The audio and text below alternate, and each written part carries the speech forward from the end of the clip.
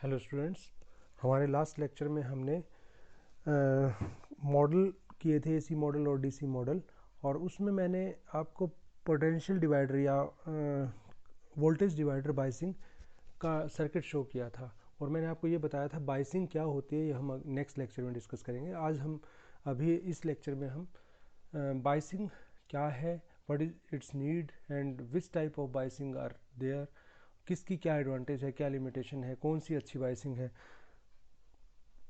वो चीज़ आज हम अभी पढ़ेंगे। तो ये देखिए बायसिंग है क्या। सबसे पहले तो ये देखिए व्हाट इज बायसिंग।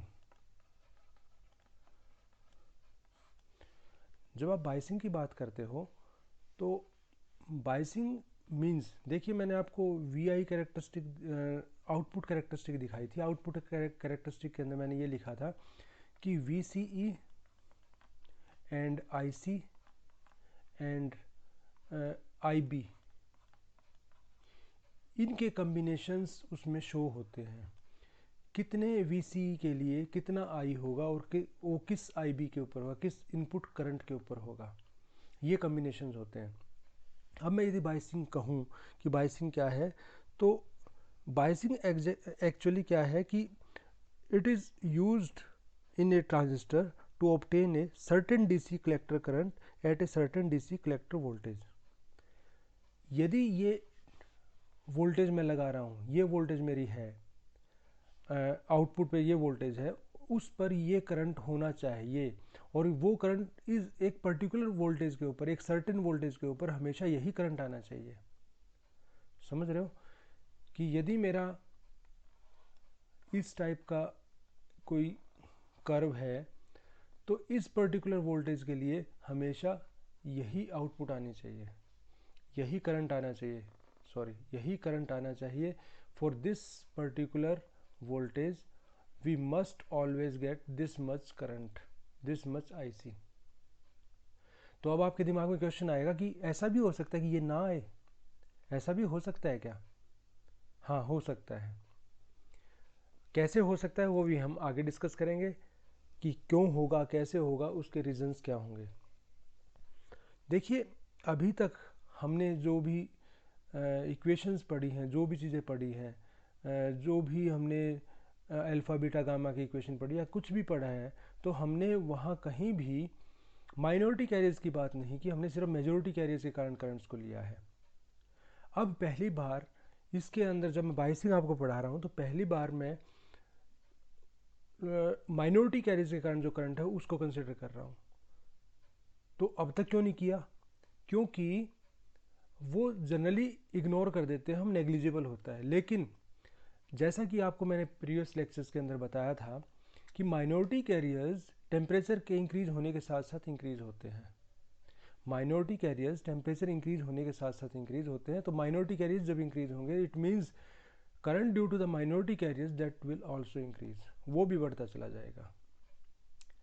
तो यहाँ आपको इस क्वेश्चन का रिप्लाई मिल जाएगा कि जब आपका एक पर्टिकुलर वोल्टेज है तो उस पर्टिकुलर वोल्टेज पे आपको क्या हमेशा सेम करंट मिलेगा?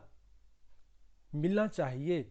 लेकिन जब मैं प्रैक्टिकल कंडीशंस की बात करूंगा तो जैसे ही हीटिंग होगी, जैसे ही टेम्परेचर चेंज होगा, तो माइनॉरिटी कैरियर्स के कारण जो करंट है वो इंक्रीज हो जाएगा। माइनॉरिटी कैरियर्स के कारण इंक्रीज करंट जब चेंज होगा तो जो आपका नेट करंट है वो भी चेंज हो जाएगा। उसके लिए हम एक दो रिलेशन देखते हैं। अब एक मैथमेटिकल रिलेशंस देखते हैं। देखिए मैंने यहाँ दो रिलेशंस लिखे हैं और साथ में मैंने एक डायग्राम बनाया है। एमिटर और कलेक्टर के बीच में कितना लीकेज करंट, कितना माइनॉरिटी कैरियर्स के कारण करंट होगा, आईसीईओ से रिप्रेजेंट कर रहा हूँ मैं उसको। बेस और कलेक्टर के बीच में कितना माइनॉरिटी कैरियर्स के कारण करंट होगा, उसको मैं आईसीबीओ से रिप्रेजेंट कर रहा हूँ। तो अब देखिए क्या होगा, एमिटर और कलेक्टर का आपस में डायरेक्ट कोई लिंक नहीं है, तो मैं ये एस्टिमेट कहाँ से करूँगा, आईसीईओ कितना होगा, that will be equal to base और कलेक्टर के बीच में कितना है करंट फ्लो कर रहा है माइनॉरिटी के कारण, प्लस जितना यहाँ से चला और वो बीटा एम्पलीफिकेशन के बाद यहाँ तक कितना पहुँचा, ठीक है वो, ठीक है बीटा एम्पलीफिकेशन के बाद कितना पहुँचा। तो इट मीन्स हम क्या करेंगे कि I C B O plus beta I C B O is equal to, यहाँ से आप ये रिलेशन निकाल दोगे। It means ICEO will depend on the ICBO। यदि ICBO इंक्रीज होता है तो ICEO इंक्रीज होगा। ICBO आपको बता दिया मैंने, कलेक्टर और बेस के बीच में है, और ICEO का मतलब है एमिटर और कलेक्टर के बीच में है। दूसरा रिलेशन है IC। अब तक हम ये पढ़ते आए थे कि IC is equal to this, अब तक हमने यही पढ़ा था। जब मैंने इसको इग्नोर कर दिया था, ICO को इग्नोर कर दिया था, लेकिन अब जब मैं इसको इग्नोर नहीं करता तो हम ये रिलेशन पढ़ते हैं कि beta IB this is IB not I beta, this is IB, ठीक है, this is IB plus ICEO, ये बीटा है। तो जो हमने अब तक रिलेशन पढ़ा था उसमें प्लस ICO और आ जाएगा। इट मीन्स जो IC करंट है, in that there is contribution of ICO also, ICO का कॉन्ट्रीब्यूशन भी रहेगा, ठीक है। तो अब देखिए, अब हम ये देखेंगे नीड ऑफ बायसिंग। बायसिंग की नीड क्या है, नीड ऑफ बायसिंग क्या है। नीड ऑफ बायसिंग देखने के लिए देखिए मैं आपको दो तीन चीज़ें बताता हूँ। सबसे पहली चीज़ जो है वो क्या है, वो वही है जो मैंने यहाँ बताई है कि ऑपरेटिंग पॉइंट को सेट करना, ऑपरेटिंग पॉइंट को फिक्स करना, वो है। इसका मतलब क्या हुआ, इसका मतलब ये हुआ कि यदि किसी पर्टिकुलर वोल्टेज के लिए कोई एक करंट आ रहा है तो वो उस पर्टिकुलर वोल्टेज के लिए हमेशा वही करंट आना चाहिए। इट मीन्स यदि मैंने ऑपरेटिंग पॉइंट यहाँ सेट कर दिया, सपोज करो ये लोड लाइन है और मैंने ऑपरेटिंग पॉइंट यहाँ सेट किया है, तो ये ऑपरेटिंग पॉइंट मूव नहीं करना चाहिए। और मूव वो किस केस में कर सकता है, सपोज करो ICO इंक्रीज हो गया, ICO इंक्रीज हो गया तो इस वोल्टेज के लिए, इस पर्टिकुलर वोल्टेज के लिए अब ये करंट मिलेगा आपको, सपोज करो, तो ऑपरेटिंग पॉइंट हिल गया यहाँ से। तो ऑपरेटिंग पॉइंट जब अनस्टेबल रेंज में चला गया तो आपका सिस्टम अनस्टेबल हो जाएगा। तो पहला रीजन नीड ऑफ बायसिंग पहली ये है, to set the operating point.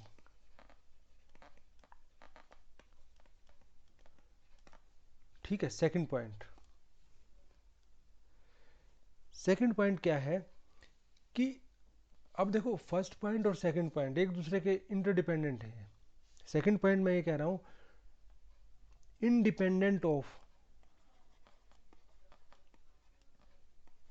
Independent of temperature change.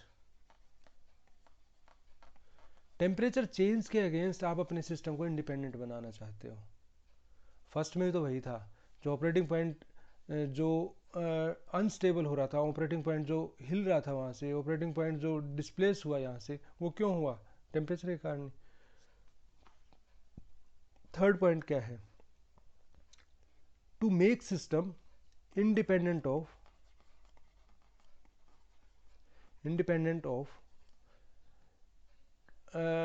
Transistor parameters and mainly of beta के इंडिपेंडेंट बनाना। अब बीटा के इंडिपेंडेंट बनाने की क्या जरूरत है उसको समझते हैं। देखिए इसके दो तीन पॉइंट बताता हूं मैं। फर्स्ट पॉइंट, जब भी कोई कंपोनेंट बनते हैं, कोई ट्रांजिस्टर बनते हैं, चाहे भले ही सेम नंबर के हों, जब भी कोई ट्रांजिस्टर बनते हैं भले ही वो सेम नंबर के हों, उनका बीटा कभी भी कांस्टेंट नहीं, सेम नहीं होता, बीटा सेम नहीं होता। या मैं ये कह सकता हूँ transistor parameters are not same in all the transistor pieces, ठीक है, ऑफ द सेम नंबर, भले ही सेम हो लेकिन इट इज़ नॉट नेसेसरी कि उनके ट्रांजिस्टर पैरामीटर्स सेम हो। देर जैसे आप जैसे आप रजिस्टर उठा लेते हो 100 किलो ओम का रेजिस्टेंस उठाया, तो ज़रूरी नहीं है कि 10 रेजिस्टेंस आपने उठाए हर एक का 100 किलो ओम एग्जैक्टली मिले आपको। आपने देखा उसमें टॉलरेंस का एक बैंड होता है गोल्ड का, उसमें ये होता है कि इसमें 5% टॉलरेंस है। 5% टॉलरेंस का मतलब 100 किलो ओम का 5% देख लो आप कितना होता है, ठीक है। 100 किलो ओम का जब आप 5 100 इंटू 10⁻³ उसका 1% कितना हो गया 1000 ओम, और 5% 5000 ओम। ठीक है, तो 5 किलो ओम का वेरिएशन उसके अंदर हो सकता है। तो सेम वे जब मैं ट्रांजिस्टर की बात करता हूं तो ट्रांजिस्टर पैरामीटर्स भी सेम नहीं होते, चाहे सेम नंबर के हों लेकिन ट्रांजिस्टर पैरामीटर्स सेम नहीं होंगे। अब आप ये देखिए कि आपने यदि एक एम्पलीफायर सर्किट डिजाइन किया है, एक एम्पलीफायर सर्किट बनाया है, तो देयर आर द चांसेस कि उनके वहाँ आपने क्या किया है, उस जो एम्पलीफायर सर्किट बना दिया उसमें आपने सिस्टम पूरा स्टेबल किया है, सब कुछ ठीक किया है। अब क्या होगा कि यदि वो ट्रांजिस्टर ख़राब हो गया तो आपने उसको ट्रांजिस्टर को रिप्लेस करके नया ट्रांजिस्टर वहाँ लगाना पड़ेगा। अब जब आप नया ट्रांजिस्टर लगाओगे तो उसका बीटा डिफरेंट होगा, चाहे थोड़ा सा डिफरेंस हो, उसका बीटा डिफरेंट होगा। जब वो डिफरेंट बीटा वाला वहाँ लगाओगे तो वो सिस्टम जो पहले स्टेबल था और बीटा के इंडिपेंडेंट नहीं था, वो बीटा के डिपेंडेंट था, तो बीटा के डिपेंडेंट है तो अब वो क्या होगा, जब वो डिफरेंट वैल्यू का बीटा आएगा तो क्या होगा, वो आपका सिस्टम अनस्टेबल हो जाएगा, सिस्टम अनस्टेबल हो जाएगा। तो रिप्लेसमेंट ऑफ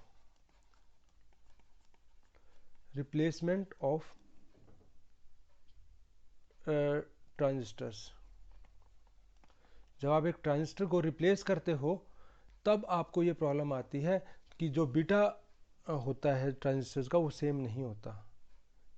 सेकंड पॉइंट क्या है, एजिंग इफेक्ट। जब आपने एक कोई डिवाइस नई ली है तो उसके अंदर क्या होगा, बीटा उसका कुछ पर्टिकुलर होगा, उसके कुछ कंपोनेंट्स होंगे, पैरामीटर्स होंगे, ट्रांजिस्टर के पैरामीटर्स होंगे, और जो कंपोनेंट लगे उनके पैरामीटर्स होंगे। लेकिन जैसे जैसे टाइम बीतेगा, जैसे जैसे टाइम पास करेगा तो उसके बीटा में वेरिएशन आ जाता है, that is ageing effect. Leakage start हो जाएंगी, कुछ और स्टार्ट हो जाएगा, तो एक्चुअली वहाँ पर क्या होगा कि वेरिएशन, बीटा वेरिएशन आ जाएगा। तो जब बीटा वेरिएशन आएगा और आपका सर्किट यदि बीटा के इंडिपेंडेंट नहीं है तो all the effects may be seen in the form of unstability. जो भी चेंज आएंगे वो आपको अनस्टेबिलिटी की फॉर्म में देखने को मिलेंगे, आपका सिस्टम अनस्टेबल हो जाएगा, आपको जो रिस्पॉन्स मिलेगा, आपका रिस्पॉन्स एकदम से डाउन चला जाएगा, जो आउटपुट्स हैं एकदम से अनस्टेबल हो जाएंगी। तो ये कुछ रीजंस हैं जिसके कारण आप अपने चाहते हो कि आपका सिस्टम अनस्टेबल ना हो। तो मेन चीज़ आप ये मैं कह सकता हूँ, एक तो आपको अपने सिस्टम को टेम्परेचर के अगेंस्ट स्टेबल बनाना है और एक बीटा वेरिएशन के अगेंस्ट। समरी ये है, टेम्परेचर चेंज होता रहे, आपका सिस्टम अनस्टेबल ना हो, बीटा में वेरिएशन आए, आपका जो सिस्टम है उसकी परफॉर्मेंस चेंज ना हो। तो ये है नीड ऑफ बायसिंग। ठीक है, अब हम डिफरेंट टाइप के सर्किट यूज़ होते हैं, तो हम वन बाय वन कई सर्किट पढ़ेंगे और उन हर एक सर्किट की क्या एडवांटेज है, क्या लिमिटेशन है, वो भी हम देखेंगे। अब देखिए थोड़ा थर्मल रन अवे को समझ लेते हैं। जो मैंने कहा था थर्मल रन अवे हो जाएगा, टेम्परेचर वेरिएशन होगा तो क्या होगा कि सर्किट में अभी बाद में बताता हूँ एक बार, कि जब टेम्परेचर इंक्रीज होगा, जब टेम्परेचर इंक्रीज होगा तो क्या होगा, टेम्परेचर इंक्रीज होने के साथ साथ क्या होगा, ICBO इंक्रीज होगा, ICBO इंक्रीज होगा तो ICEO इंक्रीज होगा। ये क्या है, ये बता चुका हूँ मैंने, क्या है ICEO। ठीक है, ICO इंक्रीज होगा, और ICO इंक्रीज होगा तो ये ICEO इंक्रीज होगा, ICO, और उससे क्या होगा, IC इंक्रीज होगा, IC इंक्रीज होगा, ये सभी इंक्रीज हो रहे हैं, this is increasing, this is increasing, this is increasing, और ये इंक्रीज होगा, करंट इंक्रीज होगा, तो क्या होगा, हीटिंग इंक्रीज होगी। आपको पता है जब आप करंट इंक्रीज करते हो तो हीटिंग इंक्रीज होती है, तो टेम्परेचर इंक्रीज होगा, टेम्परेचर इंक्रीज होगा तो आईसीबीओ इंक्रीज होगा, आईसीबीओ इंक्रीज होगा तो आईसीओ इंक्रीज होगा। कहने का मतलब ये है कि माइनॉरिटी कैरियर्स इंक्रीज होते जाएंगे, माइनॉरिटी कैरियर्स इंक्रीज होंगे तो माइनॉरिटी कैरियर्स के कारण करंट इंक्रीज होगा, और माइनॉरिटी कैरियर्स के कारण करंट इंक्रीज होगा तो टोटल आईसी इंक्रीज होगा, टोटल कलेक्टर करंट इंक्रीज होगा, टोटल आउटपुट करंट इंक्रीज होगा, आप ये कह सकते हैं। टोटल आउटपुट करंट इंक्रीज होगा तो अगेन टेम्परेचर इंक्रीज होगा, टेम्परेचर इंक्रीज होगा तो इस तरीके से आप इंक्रीज होता चला जाएगा, होता चला जाएगा, और टेम्परेचर ऐसे लेवल पे पहुंच जाएगा जब आपके जो कॉन्टैक्ट्स हैं वो बर्न आउट मेल्ट आउट हो जाएंगे, वो मेल्ट हो जाएंगे, और क्या होगा आपका उस पोजीशन को बोलते हैं थर्मल रन अवे। आपका सिस्टम काम नहीं करेगा, आपका ट्रांजिस्टर काम करना बंद कर देगा, उसको बोलते हैं थर्मल रन अवे।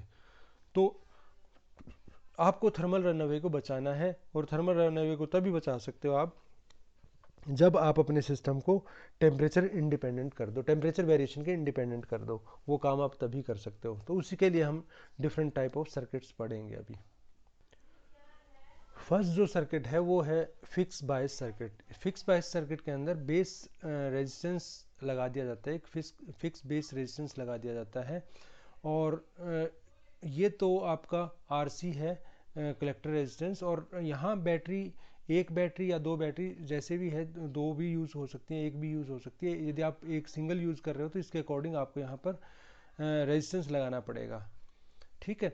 ये यदि आप इस सर्किट को देखोगे तो ये सर्किट बहुत ही ज़्यादा सिंपल है, बहुत ही सिंपल है, और इसके अंदर सिर्फ आप आरबी को सेट करके, सिर्फ आरबी को सेट करके आप इसकी जो वैल्यूज़ हैं उसको सेट कर सकते हो। जो ट्रांजिस्टर पैरामीटर्स हैं वो आरबी के ऊपर डिपेंडेंट है, कहने का मीनिंग ये है आरबी के ऊपर डिपेंडेंट है। तो लेकिन इसके अंदर अब होगा क्या, सिंपल तो बहुत है लेकिन it's not very good as far as the temperature stability against the temperature and stability against the beta is concerned. It is not a good option. देखिए आप इसमें टेम्परेचर इंक्रीज होगा, टेम्परेचर इंक्रीज होगा, temperature increase होने के साथ क्या होगा, आईसीबीओ इंक्रीज होगा, आईसीबीओ आईसीबीओ इंक्रीज होगा तो आईसीओ इंक्रीज होगा, आईसीओ इंक्रीज होगा तो क्या होगा, आईसी इंक्रीज होगा, आईसी इंक्रीज होगा तो क्या होगा, टेम्परेचर इंक्रीज होगा,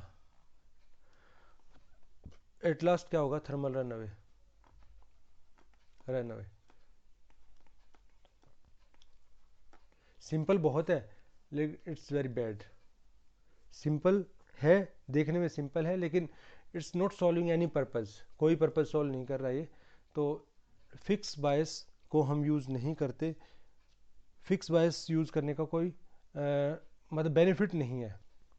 तो यदि मैं स्टेबिलिटी के 3 क्राइटेरिया की बात करूं तो 3 क्राइटेरिया जो मैंने बताए थे, तो पहला क्राइटेरिया उसके अंदर क्या था कि आपके ऑपरेटिंग पॉइंट को स्टेबल करेगा, ऑपरेटिंग पॉइंट को स्टेबल कर देगा, ये ऑपरेटिंग पॉइंट को स्टेबल कर सकता है, लेकिन ऑपरेटिंग पॉइंट को सेट कैसे करेगा वो आरबी की हेल्प से आप कर लोगे, लेकिन थर्मल रन अवे तो हो जाएगा। सेकंड पॉइंट जो है वो फुलफिल नहीं करता, थर्ड पॉइंट भी फुलफिल नहीं करता। सेकंड पॉइंट में स्टेबिलिटी अगेंस्ट टेम्परेचर, और थर्ड पॉइंट में क्या, stability against the transistor parameters, तो वो इसके अंदर फुलफिल नहीं करता।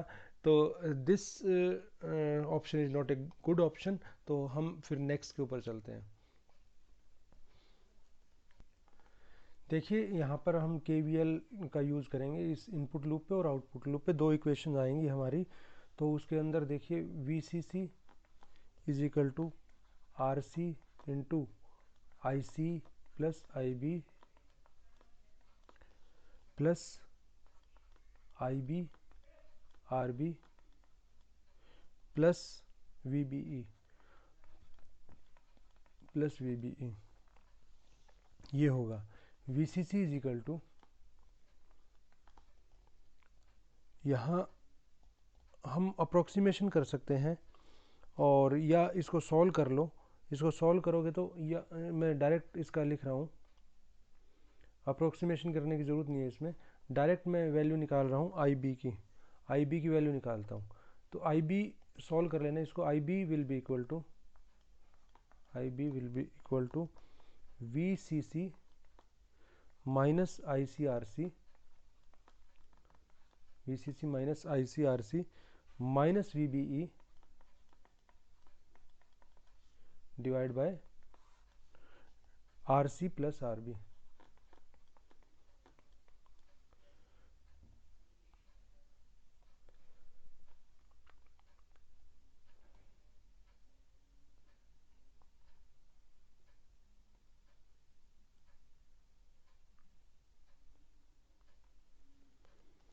तो यहाँ देखिए, अब आउटपुट सेक्शन पे आप देखोगे तो ये कलेक्टर टू बेस बायस है और इसके अंदर इनपुट सेक्शन पे हमने लगा लिया और ये आउटपुट सेक्शन के ऊपर लगा रहे हैं। आउटपुट सेक्शन के ऊपर जब हम लगाएंगे KVL तो ये आएगा VCE is equal to VCC minus जो यहाँ ड्रॉप हुआ माइनस IC प्लस IB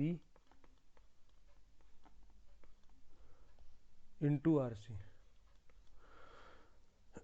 अब मैं अप्रोक्सीमेशन ये लेता हूँ कि IB is very small, IB यदि बहुत स्मॉल है तो हम ये ले सकते हैं VCE is equal to approximately equal to VCC minus ICRC। Approximation ले ली कि this is it can be ignored, तो ICRC। अब ये इक्वेशन है 1 और ये इक्वेशन है 2। अब ये वैल्यू ये क्या है, यही है, तो ये वैल्यू यहाँ पुट कर दो। IB will be equal to VCE minus VBE divide by RC plus RB। देखिए ये बड़ा इंपॉर्टेंट इक्वेशन आ गई और ये कलेक्टर टू बेस बायस है।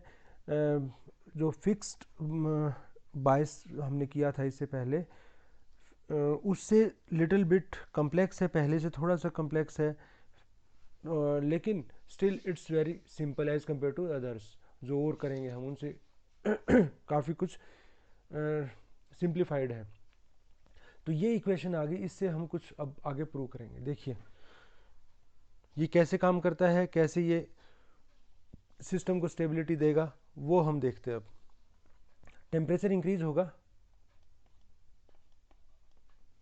टेम्परेचर इंक्रीज होने से ICBO इंक्रीज होगा, ICO इंक्रीज होगा। मैं डायरेक्ट लिख देता हूँ IC इंक्रीज होगा, क्योंकि ICBO ICO और ये सब इंक्रीज हो गया, IC इंक्रीज होगा। IC इंक्रीज होने से क्या होगा, VCE इंक्रीज होगा। IC जब इंक्रीज होगा तो क्या होगा कि VCE डिक्रीज होगा। ये जो VCE है ये डिक्रीज होगा, VCE विल डिक्रीज। और यदि ये डिक्रीज होगा तो इट मीन्स क्या होगा, इस फॉर्मूला से देखो, IB डिक्रीज होगा।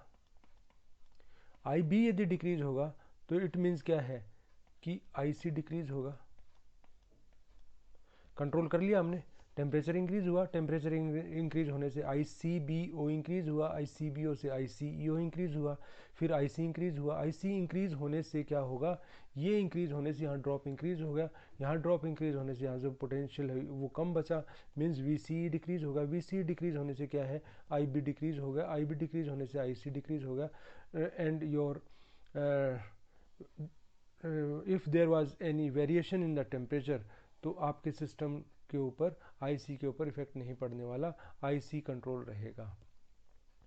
तो जब हम इसको देखते हैं तो ये एक अच्छा बाइसिंग ऑप्शन है, लेकिन still it is rarely used, rarely use किया जाता है। क्यों, उसका रीज़न बता देता हूँ क्यों इसको रेयरली यूज़ करते हैं। कलेक्टर टू बेस बायस को हम रेयरली क्यों यूज़ करते हैं। यहाँ देखिए, यहाँ जो ये रेजिस्टेंस लगा हुआ है ये इनपुट यहाँ से कनेक्टेड है, आपका कौन से टर्मिनल से कनेक्टेड है, RC से कनेक्टेड है। अब यदि पिछला लेक्चर आपने ध्यान से देखा होगा तो वहाँ आप देख सकते हो, उससे आप इजीली देख सकते हो कि ये किस जगह पर आएगा। ठीक है, ये पैरेलल में आ जाता है यहाँ, तो आपको ये डायरेक्ट दिखेगा कि ये इधर से कनेक्टेड होगा, डायरेक्टली इसके साथ कनेक्टेड होगा। तो आप ये देखिए कि ये जो है ये इनपुट सेक्शन के अंदर भी है और आउटपुट सेक्शन से कनेक्टेड है, ये आउटपुट सेक्शन से कनेक्टेड है। इट मीन्स यहाँ पर नेगेटिव फीडबैक हो रही है। नेगेटिव फीडबैक यदि हो रही है तो वो नेगेटिव फीडबैक वो फीडबैक हम चाहते हैं कि डीसी की तो हो लेकिन एसी की ना हो, एसी की ना हो, लेकिन यहाँ पर वो एसी की भी होगी, डीसी के साथ साथ एसी की भी होगी। इट मीन्स जो गेन है वो डिक्रीज हो जाएगा, गेन विल डिक्रीज।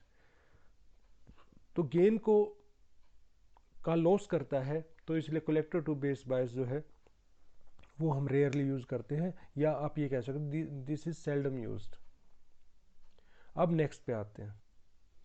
देखिए this is bias circuit with the emitter register. Emitter register के साथ हमने एक सर्किट लिया है, इसमें एमिटर एक रजिस्टर यहाँ भी लगा दिया है। ये एक्चुअली फीडबैक रजिस्टर है। तो इसके अंदर देखिए जब आप KVL यहाँ लगाते हो तो KVL जब लगाओगे तो VCC is equal to IB RB plus VBE जो यहाँ ड्रॉप हो रहा है, VBE प्लस जो यहाँ ड्रॉप हो रहा है IE ये होगा।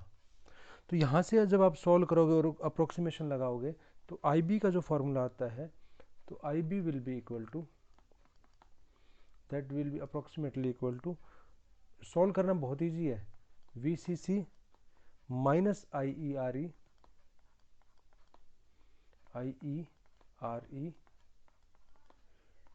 Divide by RB।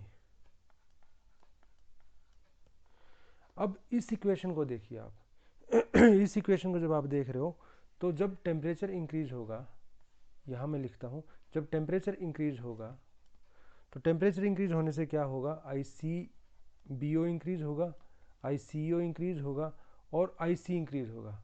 मीन्स मैं सीधा IC लिख देता हूँ, IC इंक्रीज होगा, IC इंक्रीज होने से IE इंक्रीज होगा, IE इंक्रीज होने से IERE इंक्रीज होगा, IERE जो फैक्टर है वो भी इंक्रीज होगा, ये दिख रहा, ये इंक्रीज होगा। ये इंक्रीज होने से क्या होगा, IB डिक्रीज होगा। ये देखिए इस फॉर्मूले से IB डिक्रीज होगा, और IB डिक्रीज होने से क्या है कि IC डिक्रीज हो जाएगा। जब इनपुट करंट डिक्रीज होगा तो आउटपुट करंट भी डिक्रीज हो जाएगा, IC डिक्रीज हो जाएगा। It means you have controlled the variation, control your circuit against the variation in temperature. Temperature में वेरिएशन के अगेंस्ट आपने अपने सिस्टम को कंट्रोल कर लिया। अब बीटा वेरिएशन की बात करते हैं। बीटा में चेंज हुआ, बीटा राइज हुआ, बीटा में चेंज होने से IC इंक्रीज होगा, IC इंक्रीज होने से IE इंक्रीज होगा। सेम लाइन पर चलते हैं, IE इंक्रीज होगा, IE इंक्रीज होने से IERE इंक्रीज होगा, IERE इंक्रीज होने से क्या होगा, IB डिक्रीज होगा, और IB डिक्रीज होने से क्या होगा, उससे क्या होने वाला है बताओ, उससे क्या होगा, सॉरी ये डिक्रीज होगा, this will decrease not increase, this will decrease, it will decrease. और IB डिक्रीज होने से क्या होगा, IB जब डिक्रीज होगा तो आपका IC भी डिक्रीज हो जाएगा। It means this a very good circuit that can give the stability against the variation in temperature and variation in beta.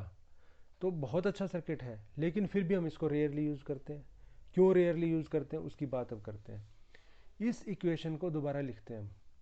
इस इक्वेशन में जो IE है, IE की जगह पे हम क्या लिखेंगे IE की जगह पे लिखेंगे IB plus beta IB।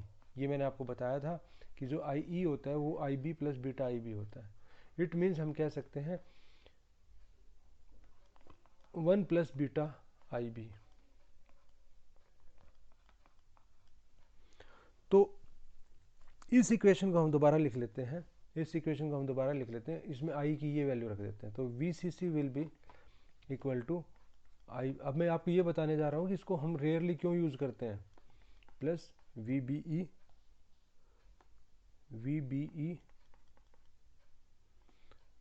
Plus 1 plus beta IBRE, ये आ गया। अब यहाँ से देखिए आई बी की आप वैल्यू निकालोगे और अप्रोक्सीमेशन करोगे, I B will be equal to V C C divide by R B plus beta R E, beta R E. अब यहाँ से यदि मैं आई सी की वैल्यू निकालूँ तो आई सी की वैल्यू क्या होती है, I C is equal to beta I B, beta I B होता है। और या हम लिख सकते हैं beta V C C divide by R B plus beta beta R E. देखिए इसमें बीटा न्यूमरेटर में भी आ रहा है, डिनोमिनेटर में भी आ रहा है। जब ऐसा हो तो हमें ये कैलकुलेट करना, ये गैस करना मुश्किल हो जाता है कि इसका बीटा वेरिएशन का इसके ऊपर क्या इफेक्ट पड़ेगा, इंक्रीज़ कर रहा होगा या डिक्रीज़ कर रहा होगा, तो ये बड़ा मुश्किल हो जाता है। तो हम क्या करते हैं, बीटा को एक साइड ले आते हैं। तो बीटा हमने क्या किया, बीटा यहाँ ऊपर कॉमन, ऊपर तो है ही, नीचे से कॉमन ले लिया। बीटा कॉमन लाए तो नीचे क्या आ जाएगा, R E plus 1 by beta R B, 1 by beta R B, या आप कह सकते हो आर बी बाई बीटा, कुछ भी कह लो, आर बी बाई बीटा, ये आ जाएगा। अब देखिए बीटा से बीटा कैंसिल हो गया। अब ये इक्वेशन आ गई, this is very important equation. और यहाँ से आप ये पता लगा रहे हैं कि यदि आपको इस सिस्टम को बीटा के इंडिपेंडेंट बनाना है, आर बी है ये, आर बीटा नहीं, R B, this is R B और ये बीटा है। यदि आपको इसको बीटा के इंडिपेंडेंट बनाना है तो R E must be very high as compare to R B by beta. R B by beta से बहुत ज़्यादा होना चाहिए, तभी तो इंडिपेंडेंट होगा ये। आर ई यदि ज़्यादा होगा तब हम इसको इग्नोर कर सकते हैं, अदरवाइज इसमें बीटा फैक्टर तो है। तो it means are E must be very high. और जब आर ई की वैल्यू बहुत ज़्यादा होगी तो आप खुद समझ सकते हैं, जैसे मैं पहले बता चुका आपको कि ये नेगेटिव फीडबैक के लिए यूज़ होता है। और यहाँ जितना रेजिस्टेंस आप ज़्यादा लगाओगे उतना नेगेटिव फीडबैक इंक्रीज होगी, और नेगेटिव फीडबैक जितनी ज़्यादा इंक्रीज होगी आपकी आउटपुट उतनी डिक्रीज होती चली जाएगी, आपका गेन उतना ही डिक्रीज होता चला जाएगा। इट मीन्स ये आपको बीटा इंडिपेंडेंट का तो ऑप्शन देगा अच्छा, लेकिन साथ में क्या है कि गेन बहुत डिक्रीज कर देगा, गेन बहुत, it means you will have to sacrifice the gain. और इसीलिए मैं कह रहा हूँ कि ये जो bias circuit with emitter resistor है, ये बायसिंग ऑप्शन भी अच्छी नहीं है। हालांकि ये आपको दोनों स्टेबिलिटी देती है, टेम्परेचर से और बीटा से, लेकिन बीटा के अगेंस्ट स्टेबिलिटी देने के लिए आर ई को बहुत ज़्यादा रखना पड़ेगा, आर ई को बहुत ज़्यादा होना चाहिए। तो इसलिए मैं इसको भी रिजेक्ट करता हूँ। नेक्स्ट जो है वो है voltage divider, voltage divider bias circuit.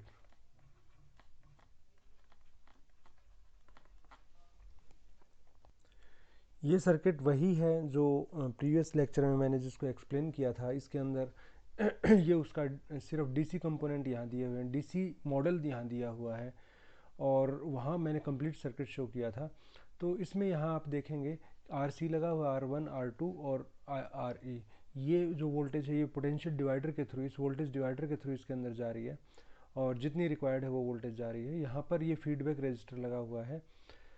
तो इसमें देखिए इसका जो फार्मूला बनता है, तो सॉल्व करके आ जाता है ये फार्मूला, VCE KVL इक्वेशन लिखोगे और उसको सॉल्व करके अप्रोक्सीमेशन लगा के ये फार्मूला आ जाएगा, VCC minus RC plus RE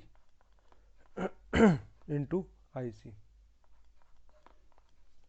ठीक है, तो ये फार्मूला आ जाएगा यहाँ से। अब देखिए यहाँ से मैं इस फार्मूला को यदि देखता हूँ तो इस फार्मूला को देखने से आपको ये पता लगता है कि इसके अंदर कहीं भी बीटा नहीं है, तो इसलिए इसका बीटा वेरिएशन के अगेंस्ट ये स्टेबल है।